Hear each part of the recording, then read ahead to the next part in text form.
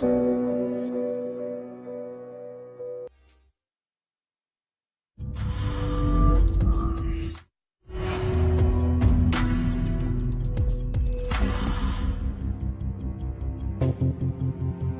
why, some say, the moon?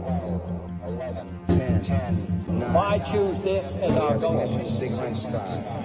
The engines are on. 4, 3, 2, 1, 0. We have liftoff. We choose to go to the moon.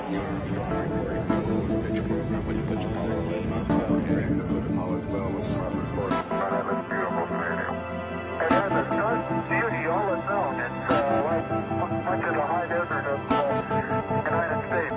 It's different, but it's very pretty out here. We choose to go to the moon.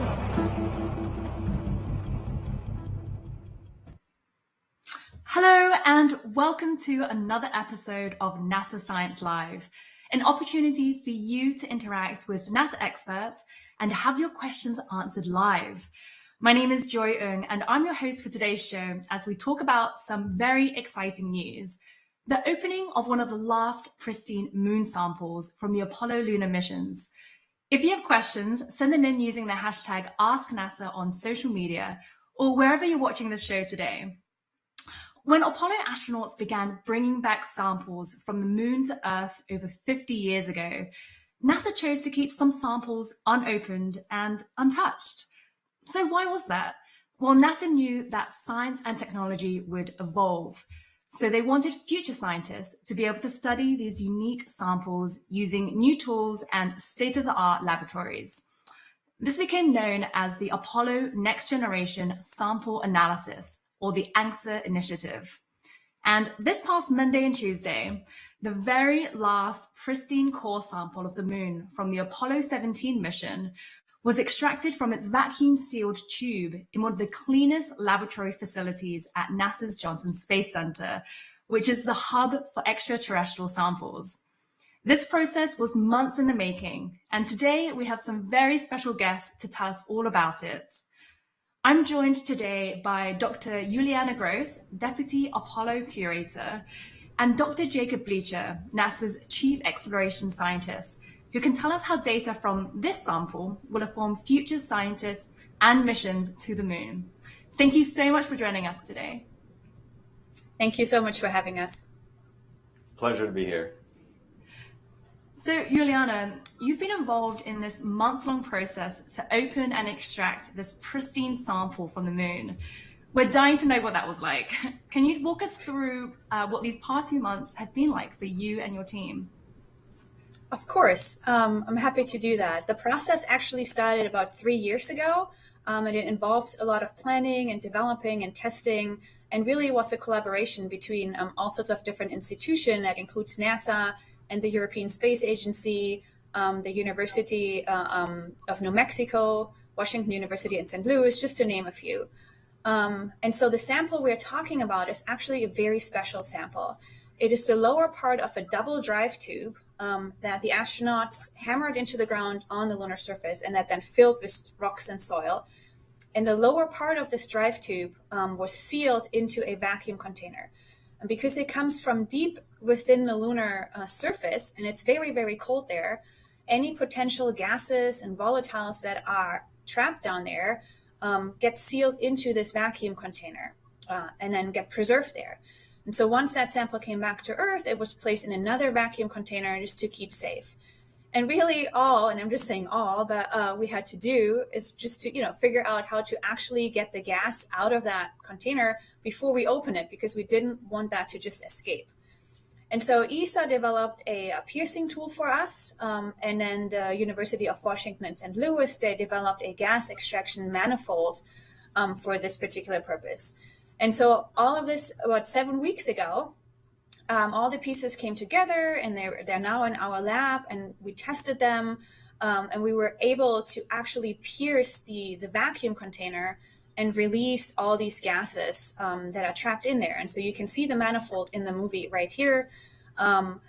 And the gas gets then stored in these canisters that you saw a minute ago. And then we can take the gas from the canisters and distribute it to different scientists. And so here you can see the piercing tool in the foreground with us doing measurements and actually piercing the actual sample. And so the thing that we did after that was to CT scan the sample, X-ray computed tomography. CT scanning is what people usually know about. That's from medicine when doctors scan you to look inside you without actually cutting you open. And we can do the same thing with rocks. And so you can see our CT facility here. And so that gave us the very first glimpse looking through the vacuum container into the actual sample, what it looked like. And it was a really good thing that we did that because it turns out the sample was overfilled, which is a great problem to have.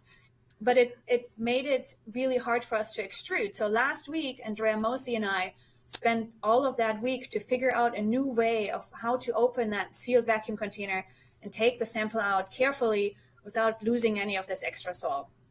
And so just on Monday, or 3 days ago, is when we actually finally opened the sealed vacuum container and took the sample out for the very first time. You can see that here in the movie.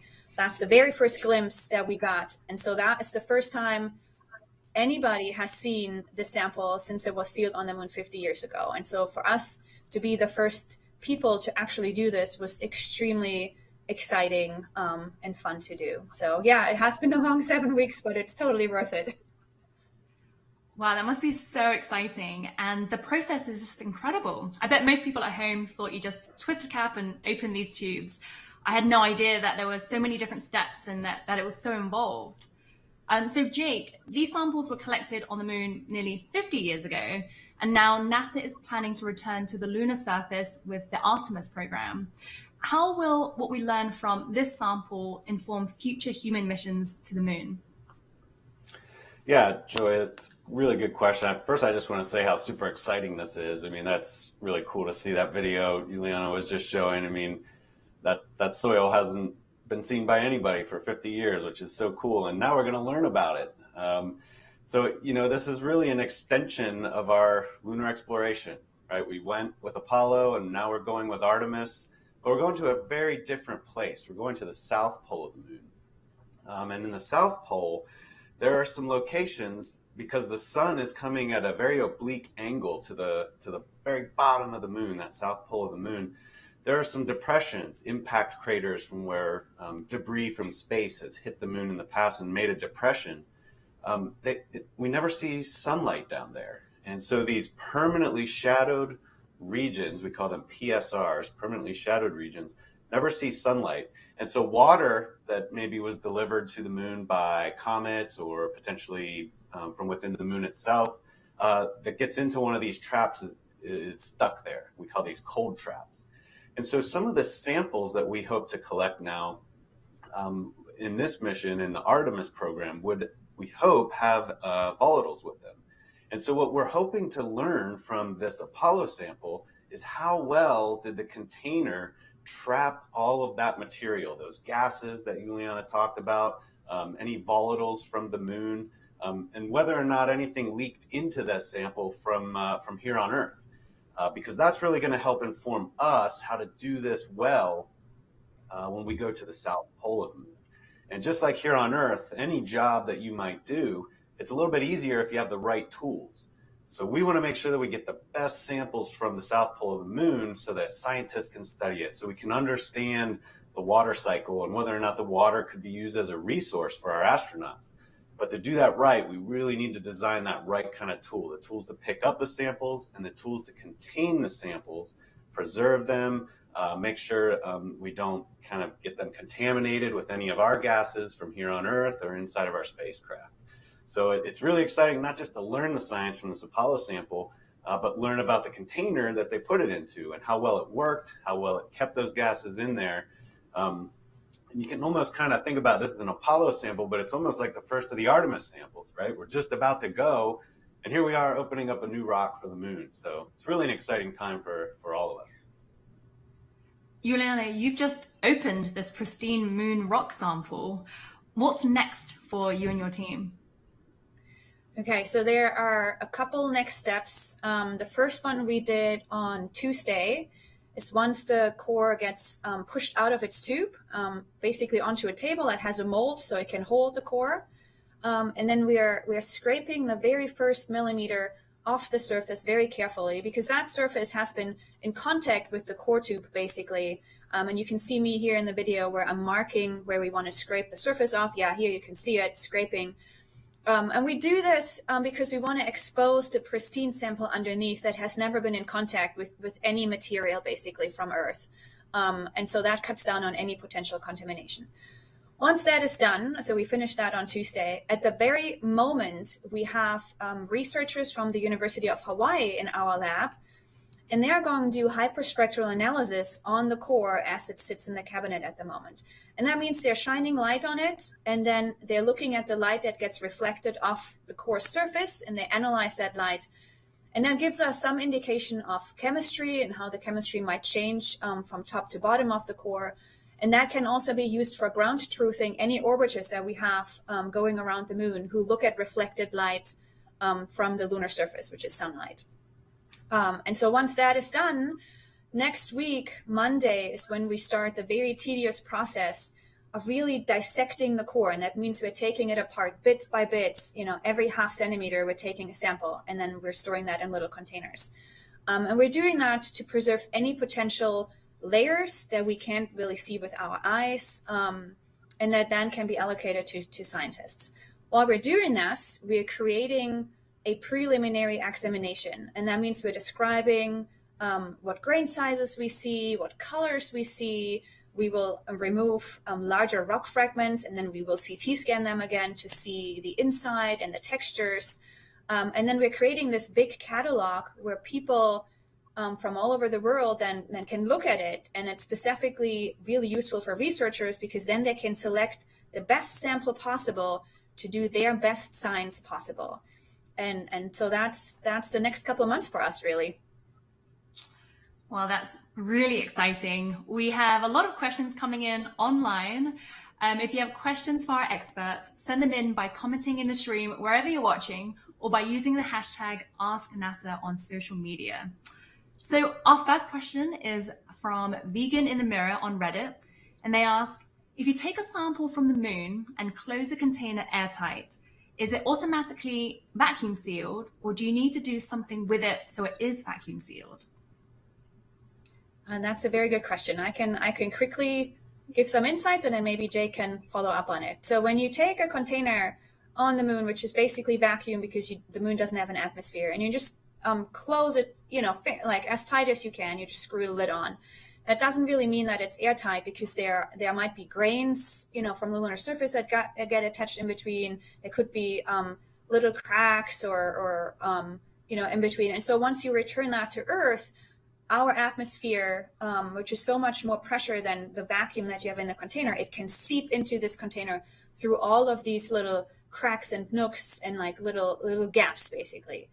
So in order to really vacuum seal it, you have to have kind of like a metal gasket or a metal ring that when you press down your lid, it really seals. It goes into all the little nooks and crannies and really seals your sample inside. And that's what the astronaut did with this vacuum container. There was a gasket or a ring that sealed it, a metal ring that is soft enough to really press into all of the little nooks and crannies to seal everything in there. Jake, do you want to follow up on that? Yeah, everything that Juliana just described is exactly what we want to understand how well that worked, because we can update that somewhat as we move forward for Artemis, but it might be sufficient for what we need. And another part to that is understanding how we're going to be collecting samples in the South Pole. So we know how these samples were collected, and we know that this approach will yield a certain result, which Juliana and her team and scientists around the world are going to understand over the next several weeks. But we'll need to think about how that applies to where we will be sampling in the South Pole, because we're fairly certain there's water there. What we don't know so much is what the status of that water is. Is it a little bit of water mixed with lunar dust or regolith, or is it bigger pieces of ice mixed in there, or is it actually just solid ice? So there's a lot for us to learn And so understanding really how well this process that Juliana just described worked for Apollo, how well it contained that over 50 years, that's very critical for us as we start designing these tools moving forward. And so a lot of people online are asking versions of this question. What do moon rock samples smell like? Well, I've never smelled a moon rock. That's a great question, actually. Yeah, that is a good question. I mean, the astronauts always describe it as it smells like gunpowder a little bit. We don't really smell the samples. So all the samples that we have are bagged in Teflon bags in a nitrogen gas filled atmosphere, and that's where they get stored. And so we never ever take Apollo samples out and expose them to air, and sniff at them or anything like that. And so you in this video here you can see us opening the core sample, but it is within a glove box, and that is filled with nitrogen gas, and it's very dry, so that the soil doesn't react with Earth atmosphere. So we're trying to keep the sample safe from any potential contamination. So you really can't take it out and smell at it. So I don't know the answer to that question. But I think, Juliana, the point you made that smells like gunpowder is something that many of the Apollo astronauts commented on. So they actually put their suits on and took them off inside their habitat, basically like their living room, sort of. So they would put the suit on and go shuffle around and do the work. And as you know, from here on Earth, we go outside and you work outside, you get dirty, right? And so the astronauts, they had some of that lunar regolith on their suits. And in fact, you can still see that on the suits today. And so they did describe that smell as somewhat gunpowder-like. So, that's pretty much our best chance at knowing what lunar rocks smell like until maybe we go back and try that again. That's a really interesting question. Yeah. Lara de Mozak on Twitter asks, why did the Apollo 17 astronauts choose to sample from a landslide deposit? Did they also take a sample from flat terrain? Jake, do you want to get a go with that? Sure. They collected a number of samples. I don't know exactly how many, but they did collect a significant number of samples. So for any geologic problem that you're trying to tackle, you want to try to sample from several different locations so that you can understand processes that may be in effect across broader regions. So as a landslide, as noted here, you would want to collect from inside the landslide, adjacent to the landslide. There were several different geologic processes that the Apollo 17 astronauts were studying. They also identified some really unique aspects to the lunar surface. This is the mission in which they identified orange glass that's related to some volcanic processes. So the reason we want to send the astronauts there is because we can train them to think quickly. They see what is going on and they can make the best judgment call about what to pick up, what's the most important sample to pick up. And so in this case, they're trying to get into that debris kind of pile. If you think about a landslide, one thing that a landslide can do for you on the moon is bring you material from much farther away. We're a little bit constrained by how far, especially in Apollo, how far they could go. Apollo 17 had the lunar roving vehicle, so they could, which kind of looked like that dune buggy that they could drive around, and they actually covered the longest distances of any of the missions. Still, you look to things like impact craters or landslides to deliver material from farther away that you might not be able to get to. Another technique they used was to look up hills and see if any boulders had rolled down the hill. And they did that as well in that mission. They identified some places where rocks from a good distance away had come to them, so they were able to sample them. So you have to make those judgment calls about what you see around you and try to collect some sample of multiple different things that are going on as part of that history, that story that you're seeing in the rocks. Another reason why they particularly also sampled this region with the core sample that we have is that the landslide deposit is very close to a fault, which is basically a gigantic crack, so to speak. And because they sampled so deep within the surface, one of the goals was to capture any potential gases. And the hope was that the fault line would be a conduit to have the gases that are from within the moon that slowly degas outside of the moon basically deliver into this landslide deposit that then can be captured by this drive tube. And that was one of the reasons why it was sealed in a vacuum container to really capture those. Doc Harry on Reddit asks, how do you account for what changes might have occurred due to time past compared to what they might have found if today's technology was available in the past? Okay, so one of the reasons why NASA kept these samples safe for 50 years was that they knew that technology will evolve with time. And so the X-ray computed scanning, the XCT scanning that I talked about before, that's a technology that didn't really exist to that extent 50 years ago. And that gives us the chance to take rocks, like big rocks or drive tubes, just we showed, and CT scan them, which is a method that we can use without hurting the samples. And so we can look inside the sample and we can see the minerals and we can see the texture. And so we can learn a lot about where the sample comes from within the moon maybe and how it formed without actually contaminating it or breaking it. Mass spectrometers have evolved over time. So now there's less samples that are needed and they get higher precision and higher quality data. And so again, that wasn't possible 50 years ago. And for the gas analysis, for example, that they knew that wasn't possible 50 years ago. And so now we have technology where we can take that little bit of gas that we extracted and actually get data points and learn about the origins of these gases. Moose Cahoots on Reddit, they ask, are we still running projects with this sort of eye to the future? It seems shockingly altruistic to gather samples that won't be examined in the project runners' lifetimes. Yeah, so the question, will we take a similar approach for Artemis? Is that what the question is? Mm-hmm. Yeah. Okay. Like, will we? Yeah. Real good question. So we certainly recognize the value in that now. Our NASA predecessors had tremendous foresight in their ability to think through. It's like, imagine at Christmas time trying to save a present, or at a birthday trying to save a present for a year later.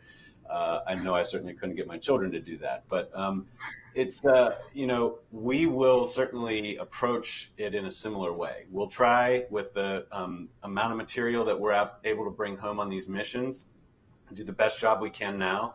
And I would say it's probably likely that we will also save some sample for future analysis.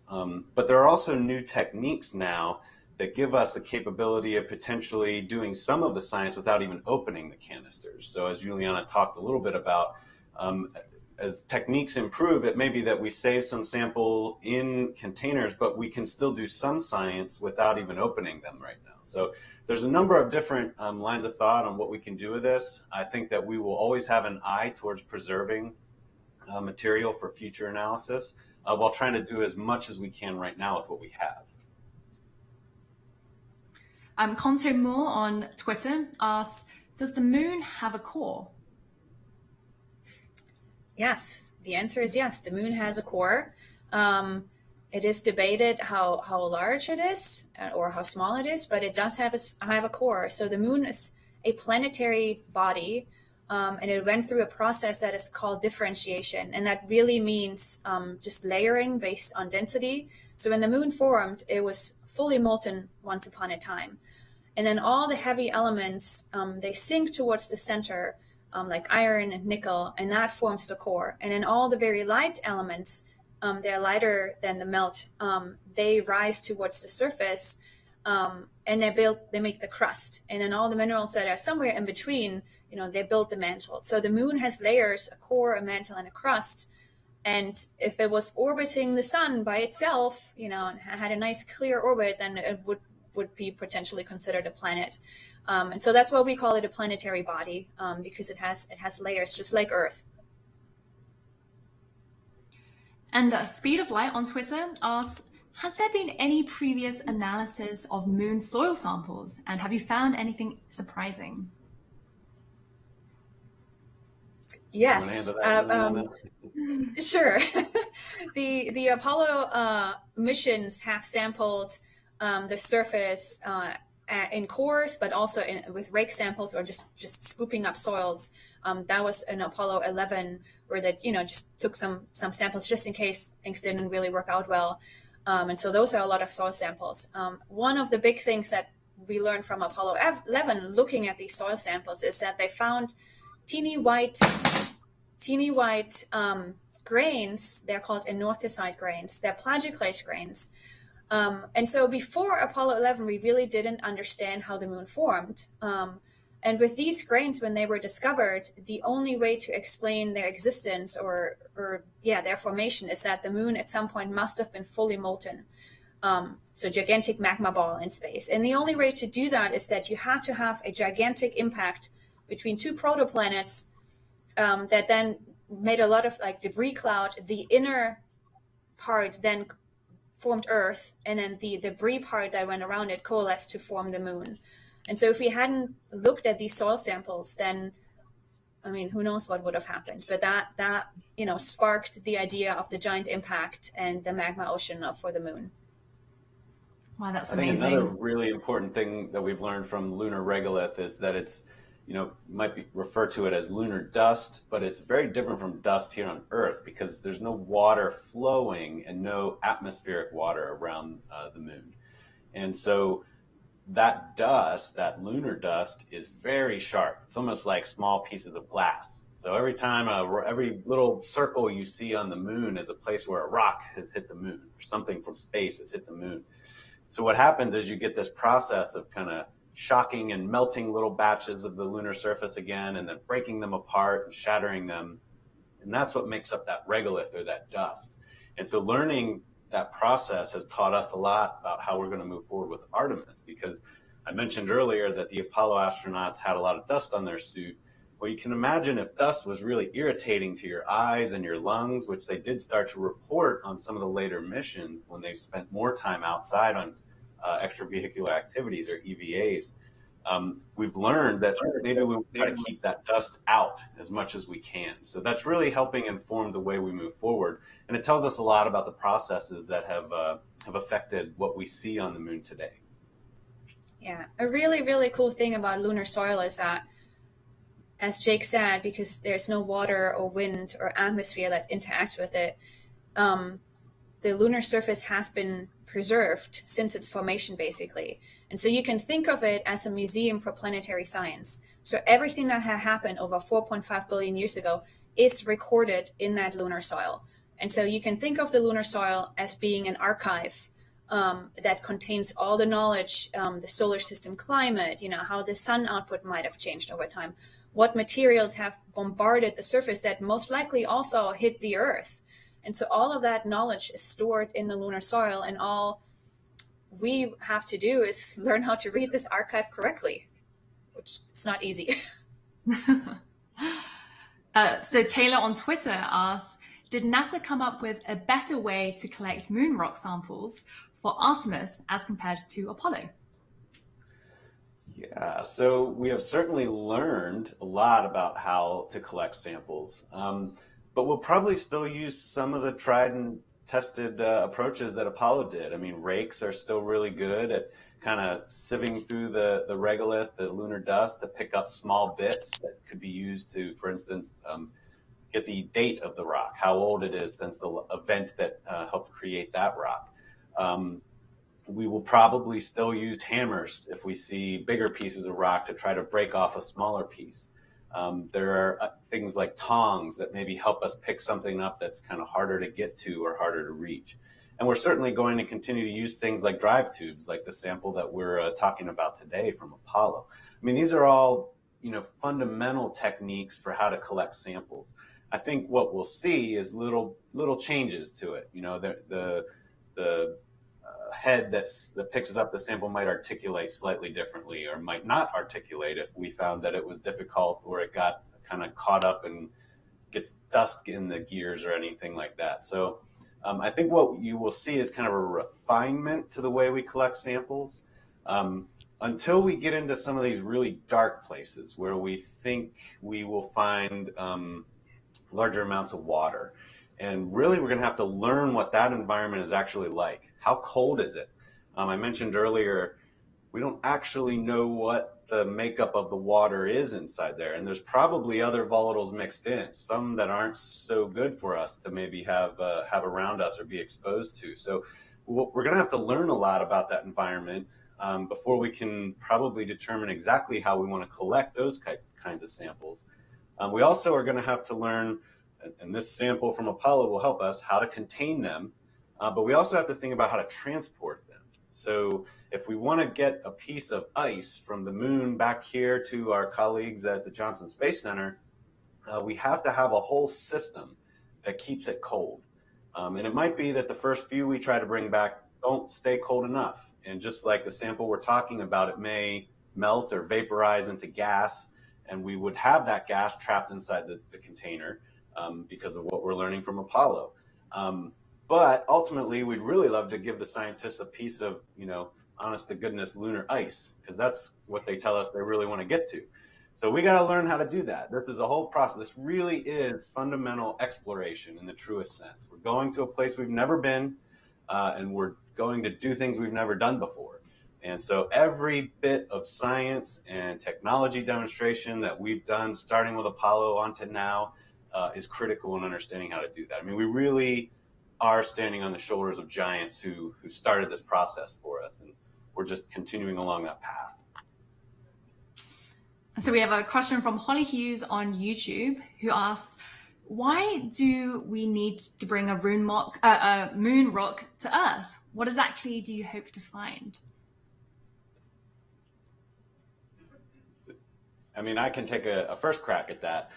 We can also take instruments to the moon. Okay, so we've flown instruments on spacecraft. For instance, the Lunar Reconnaissance Orbiter has collected some of the images that you've shown while we were talking here.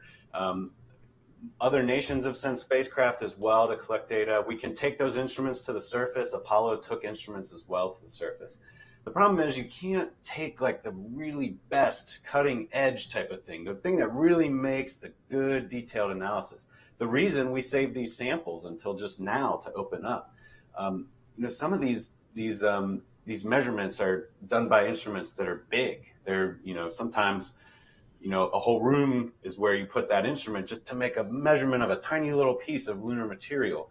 And we can't take that, at least not now. So it's a combination. It's not really one or the other. We're going to go to the moon and make measurements. We'll make observations. And we'll collect material to bring back to put into those better instruments here on Earth so we can really dig down in there and get the real detailed information that we want to look for. Well, Jake, Juliana, we've got more questions for you later on in the show. But first, let's hear from a very special guest who knows a thing or two about how these samples were collected, because he was there. One of the most important tools that we had was this core tube, double drive tube, and you could drive these into the surface. Now, it's still very difficult. It was the best we had, and we got quite a number of very good cores that are giving us new information. It was anticipated early on in the Apollo program that analytical technology would mature, would become much more sophisticated with time, that we could gain new information from the same old samples. And it makes it very, very exciting for everybody. In fact, Apollo never ended for lunar scientists. I'm now joined by Andrea Mosey, Apollo processor, who has worked in the Moon Sample Lab for 46 years. Andrea is part of the team responsible for this historic sample opening. Thank you so much for being with us here today. Thanks for inviting me. It's my pleasure. So, Andrea, you were in the room where it happened. Can you tell us what that was like? It was very exciting. The entire process of removing the sample from the core cabinet, assisting with the gas analysis team, then moving the sample over in the core cabinet for opening it up and the extrusion. It was historical. It was very exciting. This is the first time that anyone got to see the sample, and we were the first ones to lay eyes upon it. Yes, that was amazing. And you've seen many lunar samples opened. how was this one different for you? The samples we processed daily were returned by the astronauts in rock boxes and bags. Those samples were then weighed, packaged, bagged, and stored in our pristine sample vault. They remain there until scientists, researchers request them for allocations. The samples that we're opening now, the core samples, have never been opened, never seen, never researched by anyone. So for them to be opened now, and we were the first to open the container and the first to see the samples, that was awesome. That is so exciting. Andrea, thank you so much for being with us, and huge congratulations on a successful lunar sample opening. Best of luck over the coming months. Thank you so much. Now, don't go anywhere. We'll be back to answer more of your questions. But first, let's take a look at what this Lunar Sample Lab is really like. For over 50 years, NASA astronauts and scientists have explored the universe, searching for ways to study the elements and materials that make up the solar system. In NASA's early days, the Apollo astronauts walked the lunar surface to collect moon rocks and soil for study back on Earth. In all, Apollo explorers sampled 842 pounds of lunar material. Today, those precious samples are curated within NASA's Astromaterials Research and Exploration Science Division, or ARES. Many of those lunar samples are stored in their Lunar Sample Laboratory facility at NASA's Johnson Space Center in Houston, Texas. NASA curators work to preserve the samples for ongoing and future scientific research. The samples are protected in secure and environmentally controlled vaults. Each sample is sorted by mission and stored in Teflon-based bags that are kept in cabinets filled with nitrogen gas. To this day, scientists from around the world study and analyze the samples to answer important questions about the moon's formation and history. To preserve their integrity, NASA curators follow strict safety and handling processes when working with samples. It begins with a laminar airflow change room. This minute-long air shower keeps the labs where they work pristinely clean. ARES scientists must also wear special gear, including a whole-body, non-particle shedding polyester bunny suit and triple-layered gloves. They also use custom tools to protect the samples. Moon rocks may only be touched with Teflon, aluminum, or stainless steel tools, and the dry nitrogen atmosphere around them.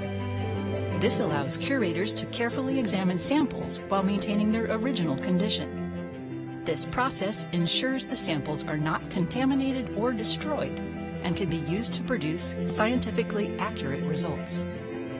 Technological advancements, including next-generation microscopes and other devices, allow researchers to examine the samples through new methods, resulting in important discoveries that answer some of our oldest questions.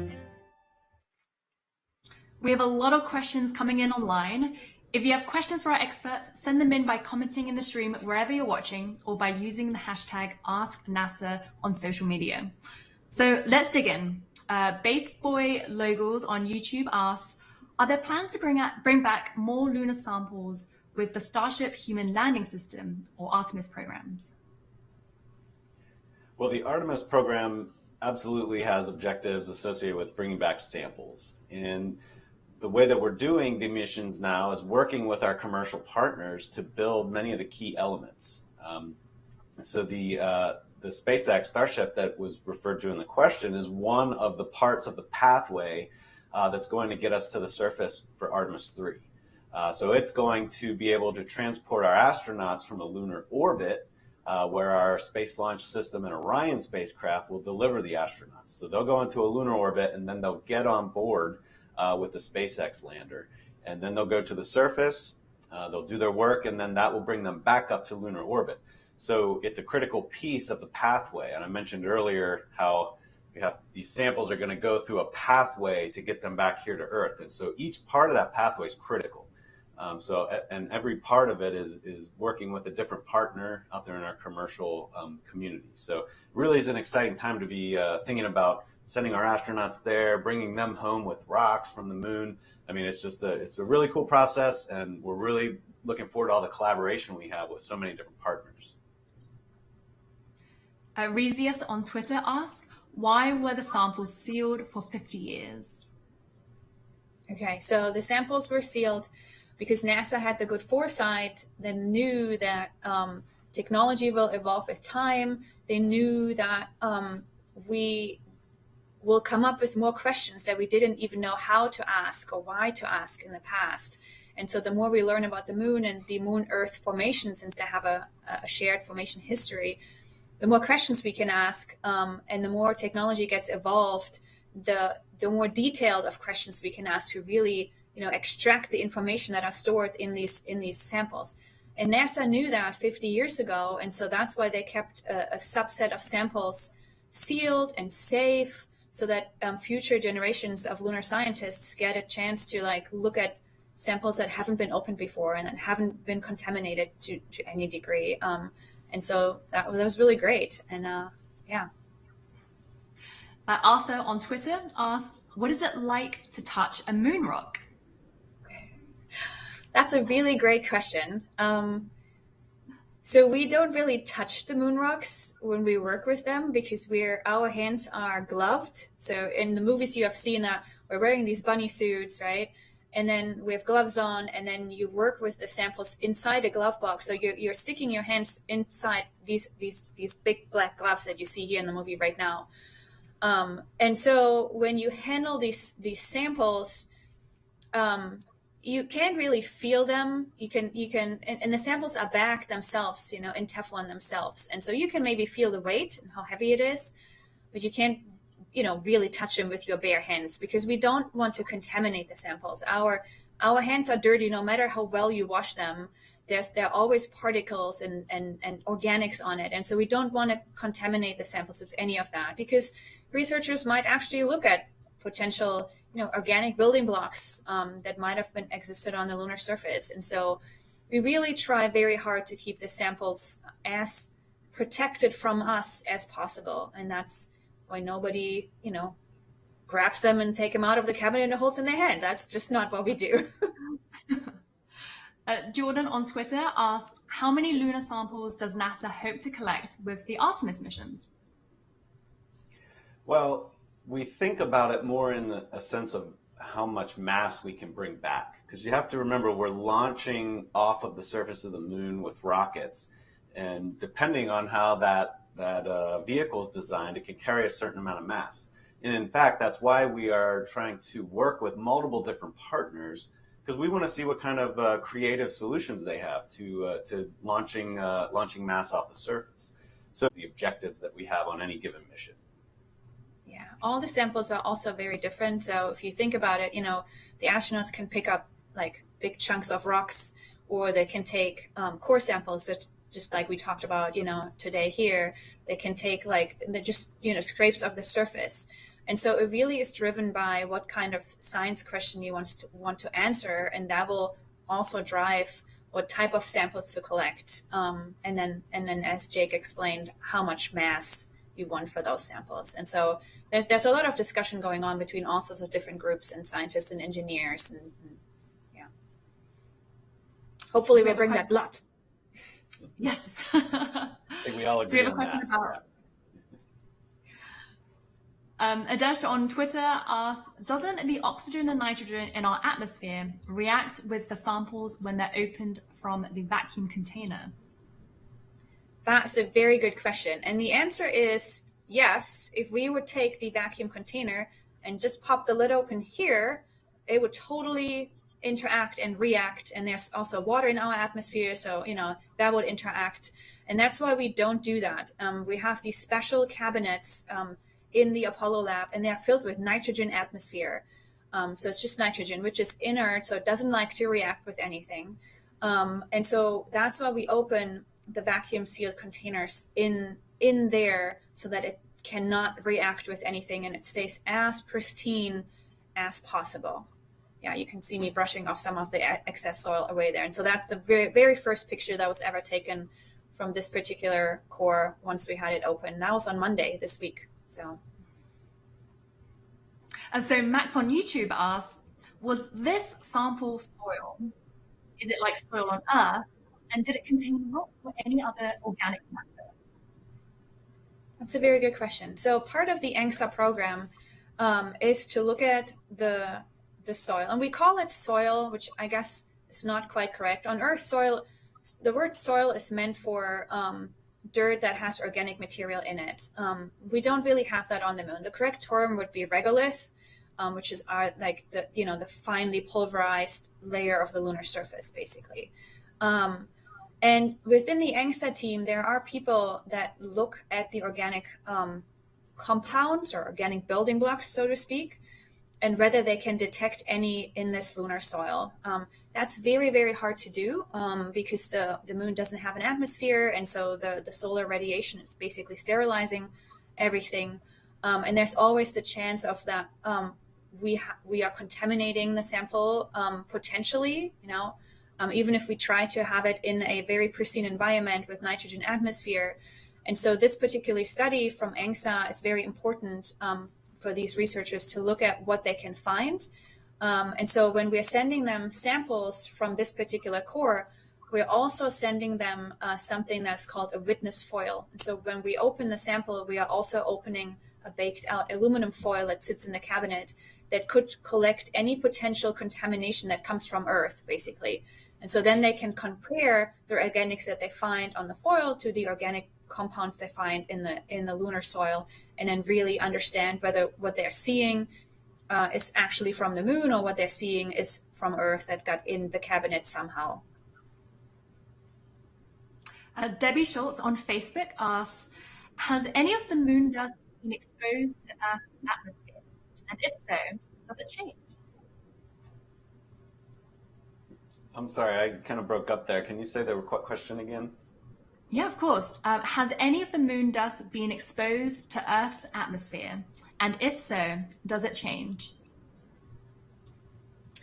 So when researchers and scientists request lunar samples, sometimes they want to do measurements in which they have to open the sample and put it inside an instrument, for example. So when we allocate them the samples, we put them in containers and we seal them in a Teflon wax, we send them out. But then in their labs, they will actually open the Teflon bags, the nitrogen atmosphere escapes, and then they will open the little containers and pour the soil out onto a surface that then they can analyze it. And so, yes, soil definitely has been exposed through research to Earth atmosphere. And I don't know how that would change the soil. Over time, if you have it exposed long-term in Earth atmosphere, it could maybe change slightly just because we have water in our atmosphere. And so that can interact with iron and maybe form a little bit of rust. But I don't think that it changes a lot over time in general. And so the last question I have for you is one of my own. What advice would you give to someone aspiring to get involved with NASA's sample curation program or the Artemis missions? I'm going to let Jake answer that first, and then I'll jump in. Okay, I'll take it first. I'll go first. Yeah, that's a wonderful question. I love this question. The way I like to answer this question is, first of all, figure out what you like to do. What really motivates you to get out of bed in the morning? What are you excited about when you wake up? Because I can almost guarantee you, whatever that is, NASA has people that do that. So think about that. Try not necessarily to be exactly what you think NASA needs today. It's more about what NASA's going to need to do in the future. Just like this Apollo 50, or this sample from 50 years ago from Apollo is a great example. If we had only ever tried to build instruments the way they were back then, we wouldn't have even needed to preserve a sample this long. But it's all the creativity, everything we've learned in 50 years that has put us in a position to do this. All the engineers, all the scientists, all the folks who think about that, they're the ones who really enabled us to do what we're doing now. Artemis is just this exciting, complicated solution to a really difficult problem, going to the South Pole of the moon to collect samples, make observations. I can all but guarantee you that we need such a diverse group of folks to work on these problems. So, that said, understanding math, science, and engineering, those are really key things here. But we're going to have to work with partners. So, understanding how to talk to our international partners. So, overcoming language barriers, we need help communicating. There's just so many different ways that you could end up working for NASA. It's really hard to say one. I'm a geologist. I studied geology for my whole way through school. I got a PhD. And then, now I work in a community that's almost all engineers. So now my job is to communicate with people like Juliana who still do the science all the time.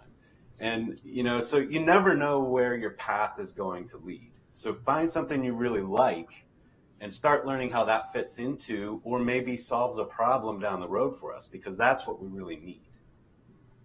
Yeah. My answer is pretty similar to what Jake just said. If you figure out what you're really passionate about, and that can then be your driving force, and because you're passionate and excited about it, that automatically means that you're also going to be good at it, because that's what you want to do, right? And so once you figure that out, there are so many ways to get involved also with curation and processing these samples. I also have a geology background, but my geology background started with Earth. And so I studied Earth, and then when I got a PhD after that, that was still Earth related, I switched fields and then became a planetary scientist afterwards. And so, if you go to school and even to university and you're not exactly sure where you fit or what you want to do, just because you started out in one field doesn't mean that you cannot end up in a different field, And so there are so many opportunities, and that, ranges from geologists to engineers to medical people. We need to understand what the dust really does to the human bodies once the astronauts are on the surface. Artists and outreach people, everybody's really important for these missions. And because Artemis is a plan to actually stay on the lunar surface, there's so many years to come, and I get so excited about it when I think about our kids, right? Like, they will grow up with Artemis, and they get to maybe even go to the moon and look at these samples that are being brought back. And so that's all really, really exciting. And so just, keep pushing and you'll get there. Well, that is all we have time for today. Juliana, Jake, thank you so much for joining us and answering so many questions from everyone online. You're very welcome. This was a lot of fun. Yeah, I'm glad people have so many questions. This is what it's all about. And thank you to everyone online for participating in today's episode. To stay updated on all the science planned for the moon, follow NASA Moon on Facebook and Twitter. You can also visit nasa.gov/moon for the latest news. NASA plans to send science, technology, and humans to the moon with the Artemis program. And the first launch of the rocket that will send humans to the moon happens this year. And so for updates, follow NASA Artemis on Facebook and Twitter. Thank you, and see you next time.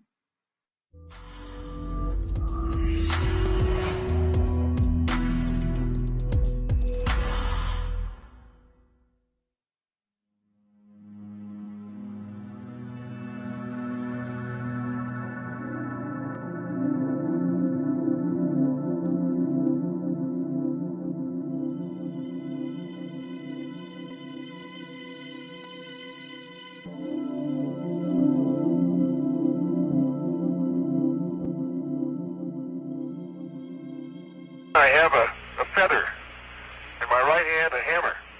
And I guess one of the reasons we got